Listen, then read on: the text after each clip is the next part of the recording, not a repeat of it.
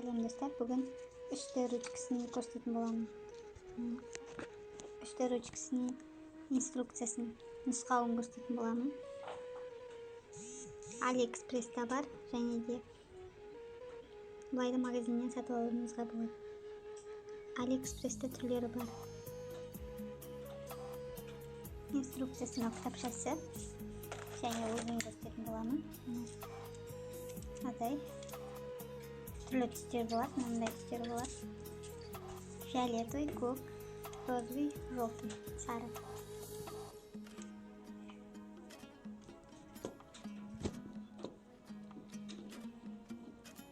Өзінің подставкасы болады. Түстіп қойып қоятын подставкасы болады.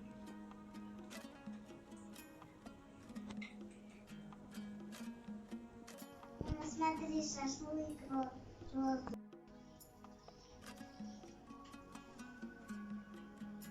3D ручка, 3D ручка деп аталады.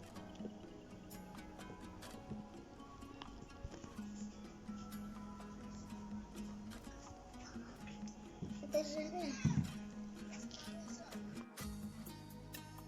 осындай болады. Тоғы қосылатын. Ішінде 3 түрлі цвет бар әзірге. Оның цветтерін отдельно алу болады, әртүрлі. 3 түрлі цвет бар. Болды. Кеше өзім бірінші рет жасап көргенмін.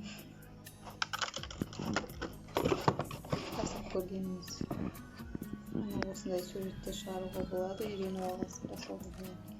Любой фантазияңызға байланысты. Так, енді сіздерге айта кетейін. Мына жерден пластигін саламыз. Мына жерден тоғын саламыз. Заряд қосатын. Мынау азайтатын, мынау көбейтетін. Мына жерден мына тоғын пластикті алған кезде мына кнопкамен басасыз. Кері алған кезде. Қалай түсірейін? Кнопка подачи пластика. Пластиканы түсіруге арналған, мынау деген жоғары көтеруге арналған. Индикатор включения разогрева. Мынау разогревті қосуға, яғни қыздыруға арналған. Мынау температураны көбейтуге арналған. Сосын мынау контролер скорость дейді. Скорость, яғни жылдамдығын реттеуге арналған. Тағы қандай кнопкалар бар? Болған сияқты. Осы арқылы 3D ручка деп аталады. Түсі менде фиолетовый. Сосын бір несі ескертуі бар. Балаларға, 8 жастан төмен балаларға ата-аналарымен, үлкен адамдармен қолдануға рұқсат беріледі.